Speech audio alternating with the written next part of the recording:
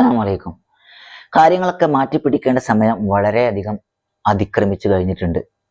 കാര്യം കാലം മാറിക്കൊണ്ടിരിക്കുകയാണല്ലോ. അപ്പൊ ഇനിയും പഴയ പോലെ കാര്യങ്ങളൊന്നും ആസ്വാദനമൊക്കെ ഇനി ഈ സാധാരണ പോലെ കലാരൂപങ്ങളിലൂടെ ഒന്നും നടക്കൂല. അതുപോലെ തന്നെ നമ്മുടെ സ്കില്ലാണെങ്കിലും നോളജ് ആണെങ്കിലും നമ്മുടെ ആറ്റിറ്റ്യൂഡൊക്കെ ആണെങ്കിലും ഇതൊക്കെ ഇമ്പ്രൂവ് ചെയ്യേണ്ട, ഇതിനൊക്കെ മൗൾഡ് ചെയ്തെടുക്കേണ്ട, ട്രെയിൻ ചെയ്തെടുക്കേണ്ടത് നമ്മൾ പണ്ടത്തെ പോലെ നല്ല നല്ല അക്കാഡമിക് ആയിട്ട് ഇന്റലക്ച്വൽ ആയിട്ടുള്ള ക്ലാസ്സുകൾ കേട്ടിട്ട് ഒന്നുമല്ല. അതുപോലെ തന്നെ ഈ ആത്മീയമായിട്ടുള്ള നമ്മുടെ പുരോഗതി നേടേണ്ടതും നല്ല നല്ല ആത്മീയമായിട്ടുള്ള സാരോപദേശങ്ങളോ അത്തരത്തിലുള്ള കാര്യങ്ങളൊന്നും കേട്ടിട്ടല്ല. നേരെ മറിച്ച് അതൊക്കെ തെറികളിലൂടെ എങ്ങനെയാണ് നമുക്ക് മുന്നോട്ട് കൊണ്ടുപോകാം. കാരണം ഒന്ന് മാറ്റിപ്പിടിക്കണം. ഇത്രയും കാലം നല്ല രീതിയിൽ കാര്യങ്ങളൊക്കെ മുന്നോട്ട് വന്നിട്ട് നമ്മൾ ആസ്വാദനത്തിനോ അല്ലെങ്കിൽ നമ്മുടെ ഒരു സ്കിൽ ഡെവലപ്മെന്റിനോ അല്ലെങ്കിൽ ആത്മീയമായിട്ടൊരു പുരോഗതിയോ എങ്ങനെ വന്നിട്ടും ശരിയാകണില്ല, ഇതൊന്നും നന്നാവണില്ല. ഇതൊന്ന് മാറ്റിപ്പിടിച്ചിട്ട് തെറി അഭിഷേകം കേട്ടുകൊണ്ട് നമുക്ക് എന്തെങ്കിലും മാറ്റം സംഭവിക്കുമോ എന്നും നോക്കാം. ഞാൻ ആസ്വാദനത്തിന്റെ കാര്യം പറഞ്ഞ്, അതുപോലെ സ്കിൽ ഡെവലപ്മെന്റിന്റെ കാര്യം പറഞ്ഞ്, ആത്മീയതയുടെ കാര്യം പറഞ്ഞ്, ഈ മൂന്ന് കാര്യം പറയാനുള്ള കാരണം നിങ്ങൾക്ക് മനസ്സിലായിട്ടുണ്ടാവും. അത് വിശദീകരിക്കുന്നതിന് മുമ്പ് ഒരു 3 വീഡിയോയുടെ എക്സാമ്പിൾ കാണിച്ചു തരാം. ആദ്യത്തെ വീഡിയോയിൽ കിടക്കാം.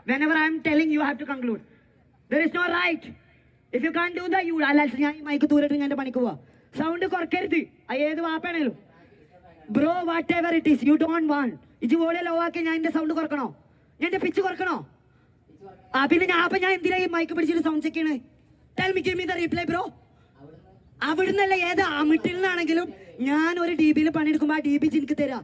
U don't have any right to reduce the volume. You don't have, then you fuck with that mic man. You just do the act. ഇത് നല്ലൊരു ഇതായിരുന്നു. കാരണം റാപ്പ് സോങ് ഒക്കെ പാടി വളരെ ഹിറ്റ് ആയിക്കൊണ്ട് ഒരുപാട് പാട്ടുകൾ പാടി ജനഹൃദയങ്ങളിൽ കീറിക്കൂടിയ ഡാബ്സി എന്ന് പറയുന്ന ആളാണ്. ഇദ്ദേഹത്തിന്റെ ഈ ഒരു ആറ്റിറ്റ്യൂഡ് നമ്മൾ കണ്ടു കഴിഞ്ഞു. ഈ രണ്ടാമത് ആളുകൾക്ക് ബിസിനസ് ട്രെയിനിങ് ഒക്കെ കൊടുത്ത്, മോട്ടിവേഷൻ ഒക്കെ കൊടുത്ത്, അല്ലെങ്കിൽ ആളുകൾക്ക് വേണ്ട ഗൈഡൻസ് ഒക്കെ കൊടുത്ത് ആളുകളെ വളരെ ഉന്നതിയിലെത്തിക്കുന്ന ഒരു മഹാനായിട്ടുള്ള ഒരു മോട്ടിവേഷൻ അല്ലെങ്കിൽ സ്പീക്കർ അല്ലെങ്കിൽ ഒരു ട്രെയിനർ ആണ് നമ്മൾ പരിചയപ്പെടുത്താൻ പോകുന്നത്. കസ്റ്റമർ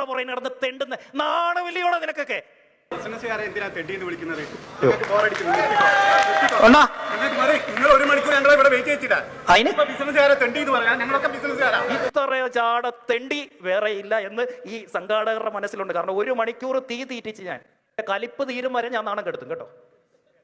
ഇത് ഇവിടെ പറഞ്ഞങ്ങ് തീർന്നു. ഇല്ലെങ്കിൽ ഞാൻ ഇവിടെ അങ്ങോട്ട് ഇറങ്ങിയിട്ട് ഞാനൊരു വീഡിയോ ചെയ്യും. അത് നിങ്ങൾക്ക് ഭയങ്കര ദോഷം ചെയ്യും. മാസങ്ങൾക്ക് മുന്നേ കിട്ടിയടോ ഇന്നത്തെ പൈസ. ഇപ്പൊ ഞാൻ പൈസ മേടിച്ചില്ലായിരുന്നെന്ന് ഇരിക്കട്ടെ, ഇതുവരെ ഈ പ്രോഗ്രാം കഴിഞ്ഞ പൈസ എങ്കിൽ ഉച്ചയ്ക്ക് ഞാൻ വെച്ച ജാട വല്ലതും കാണിക്കാൻ പറ്റുമോ? എന്താ ഉച്ചയ്ക്ക് ഞാൻ ജാട കാണിച്ചേ? ഓൾറെഡി കിട്ടാനുള്ള എന്റെ വെട്ടി വീണു. ഇനി ഞാൻ പറയുന്നതാ ടേംസ് ആൻഡ് കണ്ടീഷൻ. ഞാൻ പറയുന്നതേ നടക്കൂ. എന്താ എല്ലാവരോടും ഓടി അങ്ങോട്ട് വന്നേ? കാശ് കൊടുത്തു പോയി. ഇതിനുള്ള സ്കില്ലില്ലാത്ത തെണ്ടികളായിട്ടുള്ള ബിസിനസ്സുകാരാ ഈ കസ്റ്റമർ പുറകെ നടന്ന് തെണ്ടുന്ന. നാണവിലിയോടെ നിനക്കൊക്കെ. വാവ്, രോമം ഇങ്ങനെ എഴുന്നേറ്റ് നിൽക്കുകയാണ്, ചോര ഇങ്ങനെ തിളക്കുകയാണ്. ഇന്നല്ല നാളെ തന്നെ ഇതിനെ മറിച്ച് വെച്ചിട്ട് എന്തെങ്കിലുമൊക്കെ ഇവിടെ സംഭവിക്കും, വിപ്ലവങ്ങൾ സംഭവിക്കാൻ സാധ്യതയുണ്ട്. അമ്മാതിരി തരിപ്പിക്കറ്റലല്ലേ. എനിവേ, അടുത്തത് കേട്ടാം. എന്താണ് താലേക്കട്ടന്മാരെ നിങ്ങളെ താലേക്കെട്ട് കയറാത്തത്? ഇതൊക്കെ സില്ലി കാര്യങ്ങളല്ലേ താലേക്കട്ടന്മാരെ? നിങ്ങൾക്കൊക്കെ എവിടുത്തെ ബൂട്ടിയാ? ഈ ലോകം അവസാനിക്കാനായില്ലേ താലേക്കെട്ടന്മാരെ? നിങ്ങളെന്താ ചിന്തിക്കാത്ത? അയ്യയ്യേ, പോത്തിന്റെ ബൂട്ടി ഉണ്ടാ താലേക്കെട്ടന്മാരെ? നിങ്ങൾക്ക് പോത്തിന്റെ ബൂട്ടി എടാ താലയൊക്കെ കെട്ടിയിട്ട് പോത്തിന്റെ ബൂട്ടി ഉണ്ടാ? നിങ്ങൾക്ക് താലി കെട്ടിയവർക്ക് പോത്തിന്റെ ബൂട്ടി ഉണ്ട്. എന്റെ മൂല്യന്മാരെ കുറ്റം പറയുമ്പോൾ എനിക്ക് ദേഷ്യമുണ്ടോ? ഓടെ ഇറങ്ങിയിട്ട് എന്റെ ക്ലാസ്സാണ്. മൂല്യന്മാരെ അച്ചാരം വാങ്ങി വന്നിരിക്കുന്നു, പോയടെ പണിയൊക്കിയിട്ട് ആരുടെ ഞങ്ങൾ പേടിപ്പിക്കണത്? വണ്ടി വിട്. റഹ്മത്തുള്ളാനെ പേടിപ്പിക്കണ ഒരു ആൺകുട്ടി ഇന്ന് ലോകത്തില്ല. നിങ്ങളെ കാര്യം 1924 മുതൽ ഈ നിമിഷം വരെയും മക്ക ബാത്തിലിന്റെ അഹിലുകാരുടെ കയ്യിലാണ്. ഞാൻ അവർക്കെതിരെ പോരാടുന്നൊരു വ്യക്തിയാണ്. അപ്പോൾ എന്നെ കയ്യിൽ കിട്ടിയാൽ അവർ കൊല്ലും. ഇത് സംതിങ് ഡിഫറെന്റ് ആണ്. ഇത് ആത്മീയപരമായിട്ടുള്ള സ്ഫുടം ചെയ്തെടുക്കാനുള്ള ചെറിയൊരു ശ്രമമാണ്, അതും തെറികളിലൂടെ.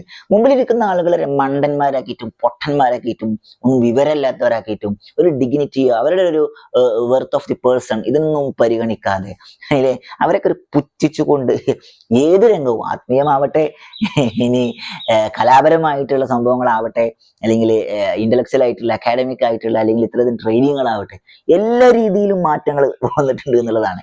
അഥവാ നോർമൽ ലെവലിൽ എന്ന് പറഞ്ഞ ആൾക്കാർക്ക് ഇതൊന്നും കയറണില്ല. ഇനി തെറി പറഞ്ഞുകൊണ്ട് ആളുകളുടെ ഉള്ളിലേക്ക് കയറിക്കൂടാനുള്ള ചെറിയൊരു ശ്രമം നടന്നുകൊണ്ടിരിക്കുകയാണ്. പണ്ടൊക്കെ ഈ പ്രസംഗ പരിശീലന പരിപാടിയിലൊക്കെ പറയാറുണ്ട്, നമുക്ക് സ്റ്റേജ് ഫ്രൈറ്റ് അല്ലെങ്കിൽ നമുക്ക് ആളുകളുടെ മുമ്പിൽ മുട്ടിടിക്കാതെ സംസാരിക്കണമെങ്കിൽ നമ്മൾ മുമ്പിലുള്ളവരൊക്കെ ഒരു മണ്ടന്മാരായിട്ട് പൊട്ടന്മാരായിട്ട് ഒന്നും അറിയാത്തവരായിട്ട് കാണണം. അഥവാ ഞാൻ പറയുന്ന വിഷയത്തിൽ ഏറ്റവും എക്സ്പേർട്ട് ഞാനാണ് എന്ന ധാരണയിൽ പറയണം. എന്നുള്ള ആ ധാരണ ഉണ്ടാവുമ്പോഴേ നമുക്കത് പറയാനുള്ള ധൈര്യം വരുള്ളൂ എന്നൊക്കെ ട്രെയിനിങ്ങിൽ നമ്മൾ കേട്ടിട്ടുണ്ട്. ഇത് ശരിക്കും അത് ജീവിതത്തിൽ പകർത്തുന്ന പോലെ ഓരോരുത്തരും, ഇപ്പൊ ഡാബ്സി ആണെങ്കിലും ഈ അനിൽ ബാലചന്ദ്രൻ ആണെങ്കിലും അഹമ്മദ് ഖാസിം ആണെങ്കിലും ഇവരൊക്കെ ഒരു നിലക്കും ഇതൊരു മനുഷ്യനാണ് എന്നുള്ള പരിഗണന പോലും കൊടുക്കാതെ വളരെ പുച്ഛത്തോടു കൂടി, അല്ലെങ്കിൽ ഇവരൊക്കെ എൻ്റെ എച്ചിൽ നക്കാൻ വേണ്ടി വന്ന ആ ഒരു ടോണിലാണ് ഇവരൊക്കെ സംസാരിച്ചു കൊണ്ടിരിക്കുന്നത്.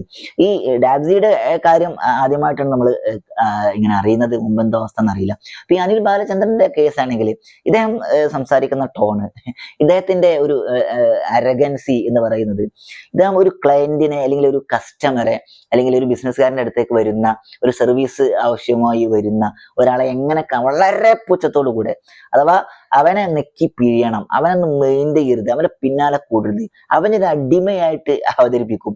എന്നിട്ട് നിങ്ങൾ വളരെയധികം ഒരു രാജാവിന്റെ സ്ഥാനത്താണെന്ന രീതിയിൽ, അതൊക്കെ ഓക്കെ, അതൊക്കെ അവരുടെ സ്ട്രാറ്റജി എന്തെങ്കിലുമൊക്കെ ആയിരിക്കാം. പക്ഷെ ഇതൊരു ക്ലോസ്ഡ് ചർച്ചയിലൊന്നല്ല പറയുന്നത്. ഇത് റെക്കോർഡ് ചെയ്ത് വീഡിയോയിൽ സോഷ്യൽ മീഡിയയിൽ പ്രചരിപ്പിക്കുകയാണ്. എന്നിട്ട് ഇത് കാണുന്നത് കൂടുതലും ഈ ബിസിനസിന്റെ ആൾക്കാരൊന്നല്ല. ആരെ കാണുന്നത്?